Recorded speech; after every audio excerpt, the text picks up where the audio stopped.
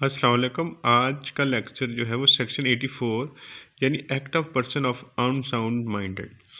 यानी जहनी तौर पर बीमार शख्स का कोई एक्ट जो कि फैंस के ज़ुमरे में आता हो लेकिन सेक्शन 84 के तहत ऐसा कोई भी फेल जो जुर्म बनता हो लेकिन 84 के तहत उस वो जुर्म सवर नहीं होगा। रेलिवेंट सेक्शन जो है वो 84 है। इस सेक्शन के इंग्रेडिएंट्स हम देखते हैं कि इस सेक्शन के इंग्रेडिएंट्स कौन कौन से हैं कि कमीशन ऑफ ऑफेंस होना चाहिए, नंबर 2 है फातुल अकल यानी अनसाउंड माइंडेड होना चाहिए,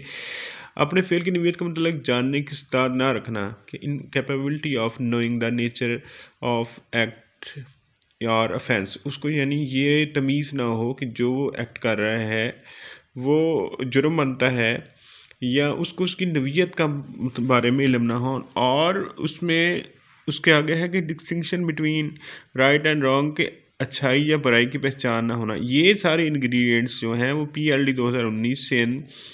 96 पेज पर डिस्कस हुए हैं। अब देखेंगे अगर कोई सेक्शन 84 के तहत अनसाउंड माइंड होने की प्ली लेता है तो आर्टिकल 121 कानून शहादत 121 के तहत बारह सबूत इस पर होगा।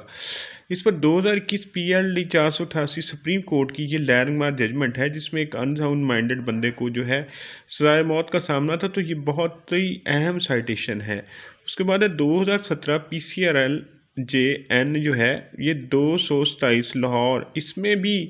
यही डिस्कस किया गया है कि आर्टिकल यानी है ना 76 से लेकर सेक्शन 76 से लेकर 106 PPC के तहत अगर कोई बंदा एक्सेप्शंस जो हैं PPC की उनकी को प्ली लेता है तो आर्टिकल 121 के तहत उसको साबित करना होगा। तो सेक्शन 84 जो है